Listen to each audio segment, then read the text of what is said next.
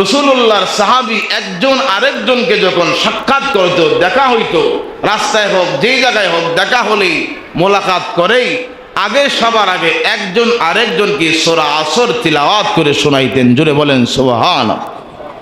একজন আরেকজনকে সূরা আসর শোনাইতেন, মানে মেসেজ দিতেন, দোস্ত সময়ের গুরুত্ব দাও, সময়ের মূল্যায়ন করো, ক্ষতিগ্রস্তদের কাতারে যায় না, সময়টা যেমনি মন চায় এমনি ব্যয় করো না, এই সময়টা যেন মালিকের রাজি খুশি রাস্তায় ব্যয় হয়, এই চেষ্টা এই ফিকিরে তাকিও।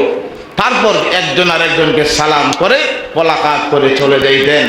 এই জন্য এই এক সূরা এমনই রাসূল বলছেন, সাহাবায়ে কেরাম বলছেন, অনেক ফকিরা বলতেন, এই সূরার উপর যদি কোনো এক মানুষ, কোনো একজন মুসলমান ইস্তেকামতের সাথে আমল করতে পারে, একটা সূরাই তার জীবন সফল করা, জান্নাতে নিয়ে যাওয়ার জন্য যথেষ্ট। জোরে বলেন সুবহানাল্লাহ।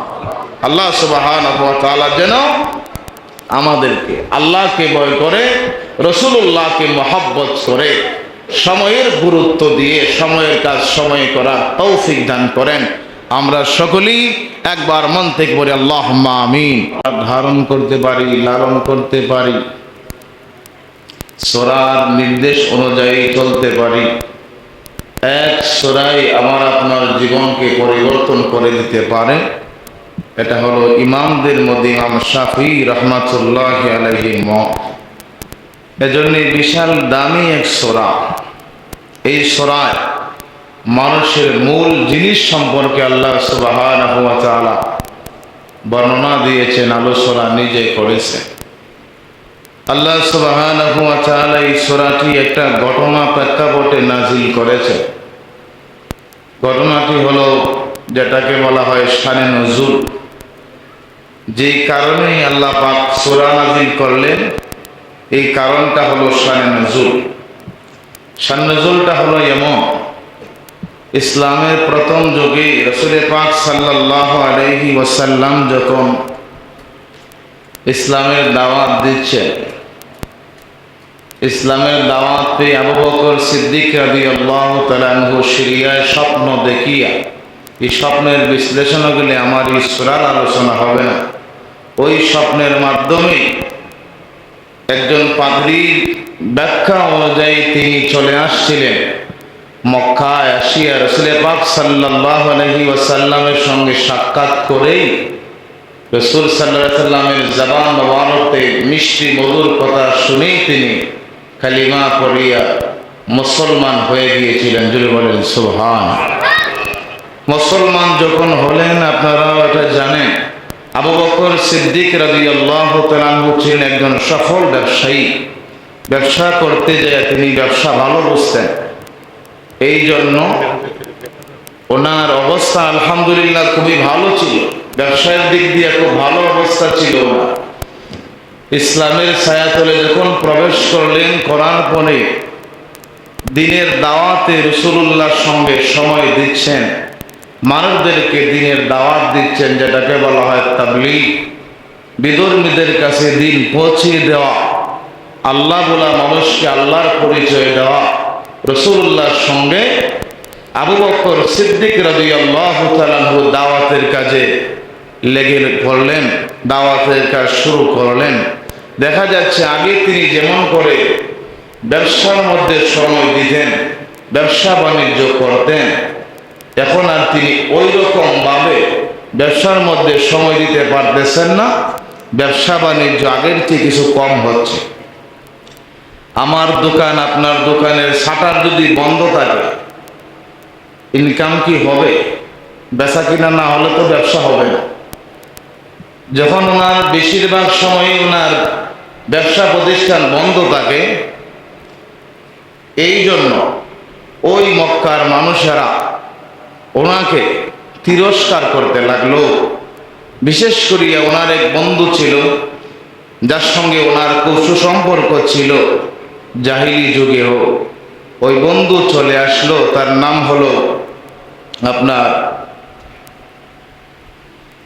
হলো কালাদা। কালাদা একদিন আবু বকর সিদ্দিক রাদিয়াল্লাহু তাআলার কাছে এসে বলল, হে আবু বকর, বাপ দাদা ধর্ম তো ছাড়ছো, দুনিয়াও হারাইছো, সবই শেষ করে দিয়েছো। যদি বলেন নাউজুবিল্লাহ। শেষে বলল যে তুমি তো বাপ দাদার ধর্ম ছাড়লে, দুনিয়াও ধ্বংস করে দিলে, ব্যবসা বাণিজ্য একেবারে শেষ করে দিলে, সবকিছু হারাইয়া নিঃস্ব হয়ে গেলে। আবু বকর সিদ্দিক রাদিয়াল্লাহু তাআলা মিষ্টি একটা হাসি দিয়া, মুস্কি হাসি দিয়া বললেন, রে কালাদা, যেই লোক আল্লাহ এবং রাসূলের গোলাম হয়ে যায় সে কি আর কোনোদিন ক্ষতিগ্রস্ত হইতে পারে? জুড়ে বলেন সুবহানাল্লাহ। একটা কথা এখানে স্মরণ করেন, খেয়াল রাখেন, কিছু মানুষের চুলকানি যদি বলেন গোলামে মুস্তাফা, ওই ব্যক্তির ফতোয়া শুরু হয়ে যায়।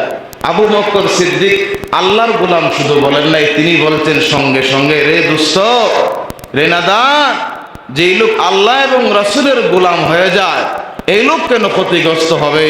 আল্লাহ এবং রাসূলের গোলাম হলে পৃথিবী নয়, স্বয়ং আল্লাহ সুবহানাহু ওয়া তাআলার সৃষ্টিকুল তার গোলাম হয়ে যায়। জুড়ে বলেন সুবহান। আবু বকর সিদ্দিক রাদিয়াল্লাহু তাআলার কথাটা সত্যায়িত করে, সত্যতা প্রমাণ দিয়ে আল্লাহ সুবহানাহু ওয়া তাআলা জিবরাইল আলাইহিস সালামকে পাঠালেন একটা কমপ্লিট সূরা দিয়ে আমার রাসূলের দরবারে সূরা আসর নাজিল করে দিলেন। জোরে বলেন সুবহান। জিবরাইল চলে আসলো, আসিয়া আমার রাসূল পাক সাল্লাল্লাহু আলাইহি সাল্লামকে শোনায় দিল, ওয়াল আসর ইন্নাল ইনসানা লাফি খুসর। সেটা বলেছিল আবু বকর সিদ্দিক ক্ষতিগ্রস্ত হয়ে গেছে, নিমজ্জিত হয়ে গেছে, ধ্বংস হয়ে গেছে, নিঃস্ব হয়ে গেছে। নিঃস্ব কারা? আল্লাহ সুবহানাহু ওয়া তাআলা এই সূরা নাজিল করে আমার রাসূল সাল্লাল্লাহু আলাইহি সাল্লামের মাধ্যমে সকল মানুষদেরকে জানাই দিলেন। জোরে বলেন মারহাবা। বুঝেন এবার? আল্লাহ পাক প্রথম বলেন ওয়াল আসর, সময়ের কসম, কালের কসম। সময়টা আমাদের কাছে কেমন আমি জানি না, আপনারা সময়টারে কি মনে করেন? একটা মানুষের জীবনের সবচেয়ে দামি মূল্যবান জিনিস হলো তার কাছে সময়। কথাটা কি বাস্তব? আজ যারা বৃদ্ধ হয়ে গিয়েছে, সময়ে তাদেরকে বৃদ্ধ বানাইছে, কোটি কোটি মিলিয়ন টাকা খরচ করলো, কি আর যুবক হতে পারবে? পারবে? পারবে।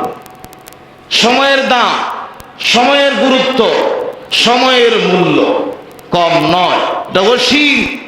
এজন্য আল্লাহ সুবহানাহু ওয়া তাআলা মানুষের কাছে যেহেতু কসম করলে, কসম করে কথা বললে গুরুত্ব বেড়ে যায়।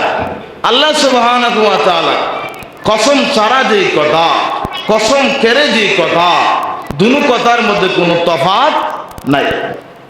আল্লাহ সব কথা মহাসত্য, মহাদামি, এর কোনো সন্দেহ নাই। কিন্তু মানুষের কাছে, আমাদের কাছে কসম কেড়ে কথা বললে গুরুত্ব বেশি।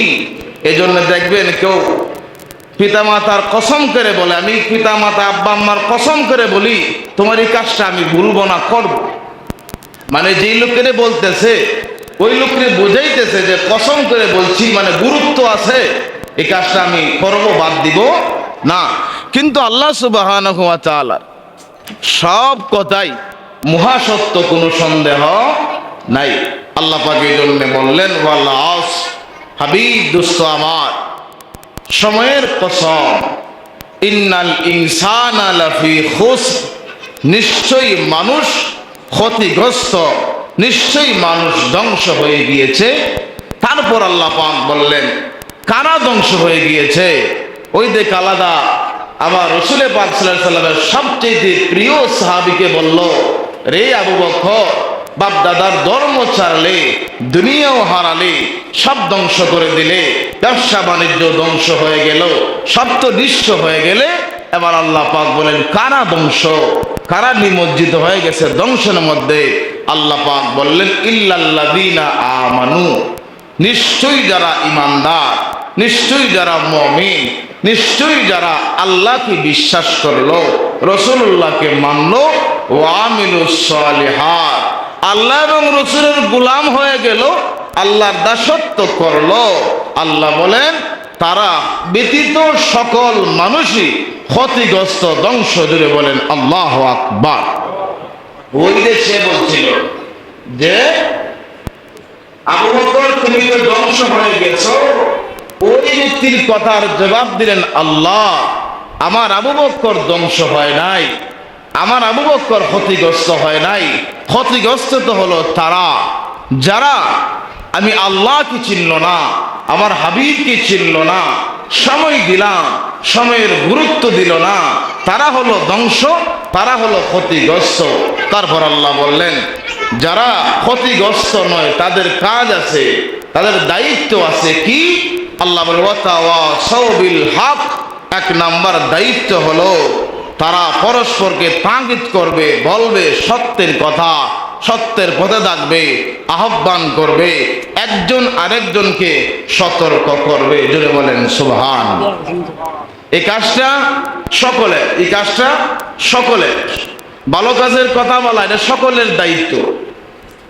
ভালো কাজের কথা বলা পরস্পরকে সকলের দায়িত্ব। শুধু ওলামায়ে কেরাম বলবে তা নয়। যে যেমন জানি অন্যকে একটা ভালো কথা, ভালো কাজের কথা জানিয়ে দেওয়া, এটা প্রত্যেকটা মুসলমানের পারস্পরিক দায়িত্ব। তারপর আল্লাহ বললেন ওয়াতাওয়াসাউ বিস-সাবর, এবং তারা তাগিদ করবে ধৈর্যের। এক নাম্বার ইমানদার যারা তাকিদ করবে, সত্যের পথে আহ্বান, সত্যের দিকে ডাকবে, সত্য কথা বলবে। দুই নাম্বার তাগিদ করবে, আহ্বান করবে, বুঝাবে সবরের ধৈর্যে। সবর ছাড়া, ধৈর্য ছাড়া সফলতা অর্জন করা যায় না। এবার আসেন আমার বাবাজিরা, আল্লাহ সুবহানাহু ওয়া তাআলা এই কথাগুলা শপথ করে কেন বললেন? এই সময়ের দাম, সময়ের গুরুত্ব কত বেশি। হাদিসে মুবারাকায় আমার রাসূল পাক সাল্লাল্লাহু আলাইহি ওয়াসাল্লাম এই বিষয়টা একেবারে খোলাসা করে দিয়েছেন মানুষের সামনে। রাসূল বলেন, ইগতারিম খামসান ক্বাবলা খামসিন, তোমরা 5 জিনিসকে 5 জিনিসের আগে মূল্যায়ন করো, গনিমত মনে করো, দামি মনে করো। কি?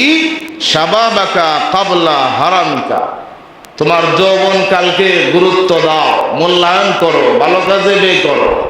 এই সময়, যৌবনের সময়টা ভালো কাজে ব্যয় করলেই তুমি তোমার সময়টাকে মূল্যায়ন করলা। কিন্তু যৌবনের সময়টা হেলায় হেলায় কাটিয়ে দিলে, বৃদ্ধ বয়সে আফসোস করলে কোনো লাভ হবে? লাভ হবে। আর যারা বৃদ্ধ হয়ে গেছেন তারা সাধে বৃদ্ধ হয় নাই, বয়সে তাদেরকে টানিয়া না চাহিতেও চুলদারি পাকায়া বৃদ্ধ বানায়া দিয়েছে। আল্লাহ পাক হায়াত দিলে আমরাও চিরদিন এই কাঁচা চুল, কাঁচা দাড়ি থাকবে না। একদিন আমাদের এগুলো সাদা হতে পারে যদি হায়াত পায়, ঠিক কিনা বল? এজন্য আল্লাহ বলছে সময়ের গুরুত্ব, সময়ের কসম। রাসূলুল্লাহ বলছেন শাবাবাকা ক্বাবলা হারামিকা, হে যুবক, তুমি তোমার যৌবন কালকে গুরুত্ব দাও, মূল্যায়ন করো। বার্ধক্য হওয়ার আগে, বৃদ্ধ হয়ে গেলে আফসোস করলে কোনো লাভ হবে না। যুব সমাজকে বোঝানো যায় না। যৌবনের তরঙ্গে, যৌবনের উৎসাহ, যৌবনের যে একটা তার মধ্যে স্পিডে যার তা মন চায় তাই সে করে, যা দেখে মন চায় তাই সে করতে চায়, বুঝতে চায় না এই যৌবন আমার চিরদিন থাকবে না, এই যৌবন আমার চিরদিন থাকবে না। আমার দাদা আমার চোখের সামনে বৃদ্ধ হয়ে গিয়েছে, আজ তিনিও কিন্তু বৃদ্ধ অবস্থায় পৃথিবীতে আসে নাই, আসছিল একেবারে ছোট অবস্থায়। যৌবন ছিল একদিন ওনারও, আমার সামনে তিনি বৃদ্ধ হয়ে গেছেন, একদিন আমিও বুড়ো হয়ে যাব।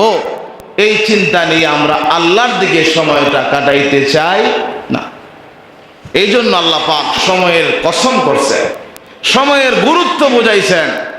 বান্দা বান্দিকে সময়ের গুরুত্ব, সময়ের দাম বুঝাইতে গিয়ে আল্লাহ পাক, যিনি আহকামুল হাকিমিন, যিনি আল্লাহ আলা কুল্লি শাইইন কাদির, যিনি সর্বশক্তিমান, এই মহান মালিক বুঝাইছেন, বান্দা তোমার কাছে সময়ের গুরুত্ব দিচ্ছ না, কিন্তু সবচেয়ে দামি হলো সময়। এই সময় চলে গেলে আর হাজারো কাঁদলে ফিরায় আনা যায় না। এই সময় যাচ্ছে, অতিবাহিত হচ্ছে। আমি চাইলেও কি আর আজকের শুক্রবার চলে গেলে এই শুক্রবার আর আমার দ্বারা আনা সম্ভব? সম্ভব নয়। কিয়ামতের আগে আর আসবে না। কিন্তু আমি চাইলে আমার জীবনকে পরিবর্তন করা সম্ভব। আমি চাইলে আমার জীবনটার রুটিন মাফিক চালানো সম্ভব। সময়ের গুরুত্ব দিয়ে সময়ে সময়ের কাজ করা সম্ভব। আমি চাইলে আমার জীবনটার একটা রুটিনের ভিতরে আনিয়ে চলা সম্ভব, কিন্তু আমি না চাইলে কিছু সম্ভব না। এজন্য আল্লাহ সুবহানাহু ওয়া তাআলা এই কথা বলতেন, সময়ের কসম, সময়ের শপথ করে বলছেন, ইন্নাল ইনসানা লাফি খুস। কারা ধ্বংস? তারা যারা সময়ের মূল্যায়ন করে নাই, সময়ের গুরুত্ব দেয় নাই, হেলায় হেলায় জীবন শেষ করে দিয়েছে। বার্ধক্যে আসিয়া, এবার বার্ধক্য আসিয়া আফসোস করে আর চিন্তা করে, এই চিন্তা করলে কোনো লাভ হবে না। তবে আশার বাণী, যৌবনে যারা আল্লাহকে চিনেন নাই, রাসূলুল্লাহকে মানার মতো মানেন নাই, আশার বাণী আপনার জন্য, লা তাকনাতু মির রাহমাতিল্লাহ। আল্লাহ বলছেন, বান্দা যৌবনটা কাটিয়ে দিয়েছ, আমাকে চিনো নাই, এজন্য তুমি হতাশ হয়ে যাও না, নিরাশ হয়ে যাও না, মায়ুস হয়ে যাও না। আমার দরবারে আসো, আমি আল্লাহর রহমত থেকে তুমি দূরে সরে যাও না। জুড়ে বলেন আলহামদুলিল্লাহ। আল্লাহর দয়ার শেষ নাই। কিন্তু এখন যারা আমরা যুবক আছি, আমাদের সময়টার গুরুত্ব দেওয়ার দরকার আছে কিনা বলেন? যারা তো বৃদ্ধ হয়ে গেছেন, হয়ে গেছেনি, আর চাইলেও আমি আপনারা যুবক বানাইতে পারবো না। তো যুবক ভাইরা যারা আছে ওরা চাইলে, যুবক বোনেরা যারা আছে ওরা চাইলে এদের সময়টাকে গুরুত্ব দিয়া জীবনটাকে কামিয়াবির জীবন, সফলতার জীবন সাজাইতে পারবে। এটা আল্লাহর দয়া হলে সম্ভব। এবার আসেন 2 নম্বর, রাসূল বলছেন, ওয়াসিহাতাকা ক্বাবলা সাকামিকা।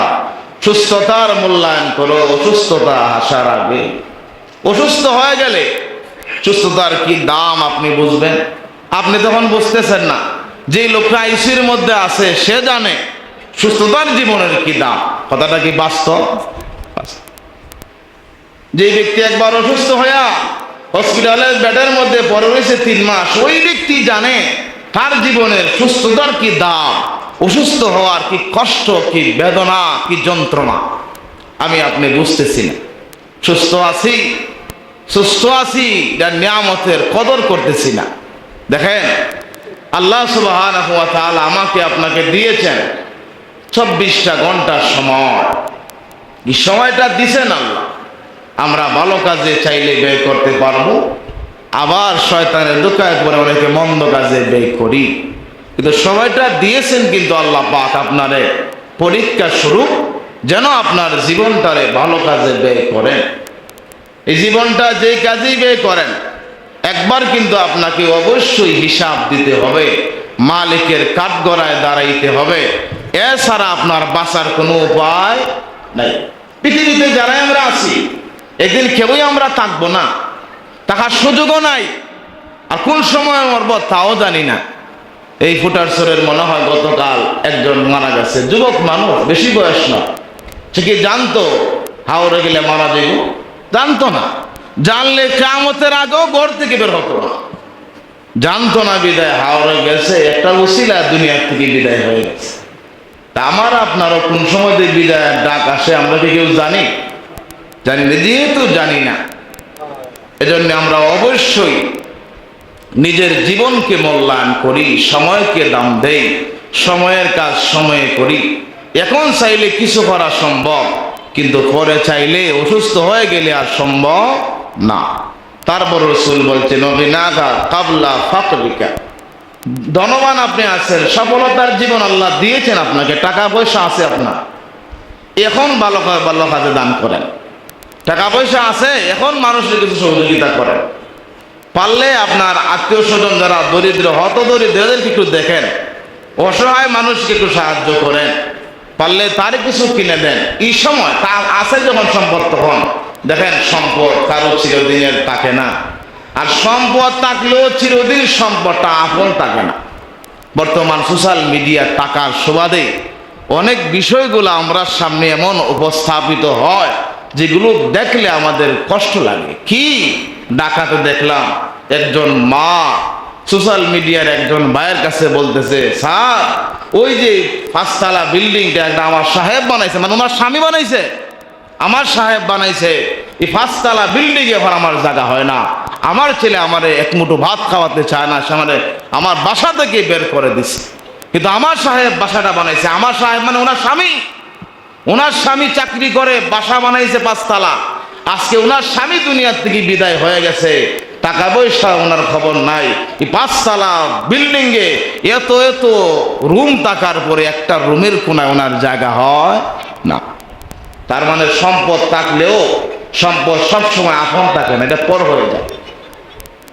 এই সম্পদ পর হয়ে যায়। এজন্য আল্লাহ রসুল বলছেন, সম্পদ থাকতেই সম্পদের কদর করো, আর এই সম্পদ ভালো ভালো কাজে ব্যয় করার চেষ্টা করো। ভালো কাজে দান করো, ভালো কাজে দাও, নিজে ভালো কিছু খাও, বাধা নাই। কৃপণতা করিয়া চলার দরকার নাই। টাকা পয়সা যার আছে অবশ্যই সে ভালো বুড়ো খাবে, আরেকজনকে খাওয়ানোর চেষ্টাও করতে হয়। কারণ আল্লাহ পাক আপনার মাধ্যমে আপনার ফ্যামিলির 10 জন থাকলে 10 জনের রিজিক দিচ্ছে। এজন্য এদেরকেও আপনি খাওয়ানোর চেষ্টা করুন, নিজেও কিছু আল্লাহর রাস্তায় দেওয়ার চেষ্টা করুন। কৃপণতা বাদ দেন। কৃপণতা করেই সম্পদ কবরে নিয়ে যাওয়ার কোনো সুযোগ আছে? নাই। এই জন্য আল্লাহ সুবহানাহু ওয়া তাআলা বান্দা বান্দিকে বুঝাইতেছেন, আমার বান্দারা, আমার গোলামেরা, সফল তো তারা যারা ঈমান আনয়ন করলো আর ঈমানের দাবি পূরণ করার লক্ষ্যে মালিকের গোলামি ও আমিলুস সালিহাত নেক আমল করলো। আমি যে ঈমানদার, আমি যে একজন মুসলমান, আমার এই মুসলমানি প্রকাশ পাবে, ইসলাম আত্মসমর্পণ প্রকাশ পাবে আমার কাজের দ্বারা, আমলের দ্বারা। আমার মানে কাজ কি? নামাজ পড়া। কাজ কি? ভালো ব্যবহার করা। কাজ কি? ভালো কাজে সহযোগিতা করা। খালি দিন নামাজ পড়েই কাজ তা নয়। মুসলমানের দিন ফজর থেকে শুরু করে একবারে আপনার ঘুমানো যাওয়া পর্যন্ত প্রত্যেকটা কাজে মুসলমানের সওয়াব অর্জন করার সুযোগ আছে। মুসলমান শুধু নামাজ পড়লেই সওয়াব, রোজা রাখলেই সওয়াব তা নয়। এজন্যে আল্লাহ সুবহানাহু ওয়া তাআলা সফলতার মানদণ্ড বলে দিয়েছেন, সফল যদি হতে চাও তাহলে 2 কাজ করো। ঈমান আনছো, ইস্তেকামতের সাথে গোলামিতে লেগে পড়ো। আজকে বুঝছো, আজকে থেকেই লেগে পড়ো। চিন্তা করো না যে আগামীকাল থেকে লাগবো না। আগামীকাল থেকে বাঁচবা এই গ্যারান্টি আমাদের আছে? নাই। এরপর রাসূল বলছেন, ফারাগা কাবলা শুগুলিকা, অবসর সময়কে মূল্যায়ন করো ব্যস্ততা হওয়ার আগে। অনেক অবসর সময় আমরা কাটাই শুধু অহেতুক গল্প গুজব করে, অহেতুক সময় নষ্ট করে। অনেক ঘন্টার পর ঘন্টা মানুষ শ্বাসলে বসিয়া কাটায় দেয়, কিন্তু মসজিদে আসিয়া 2 মিনিট বসার তার সময় হয় না। দেখি ফোরা কপাল না সুকপাল? ফোরা কপাল। আফসোস করবে এই সময়ের জন্য। সে এমনও সময় আসে মানুষের ব্যস্ততার শেষ হয় না। ব্যস্ততা এমনই ব্যস্ততা যে একটা কাজ শেষ হয় আরেকটা কাজ তার শুরু হয়ে যায়।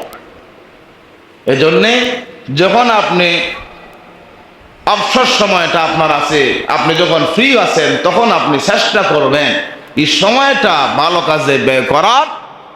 গোলামিতে, তাসবিহ, তাহলিলে, জিকিরে, আজকারে, দুরুদে শরীফে, দুরুদ শরীফ পড়েন। সময় আছে দুরুদ শরীফ পড়েন। সময় আছে আল্লাহর ধ্যানে বসেন।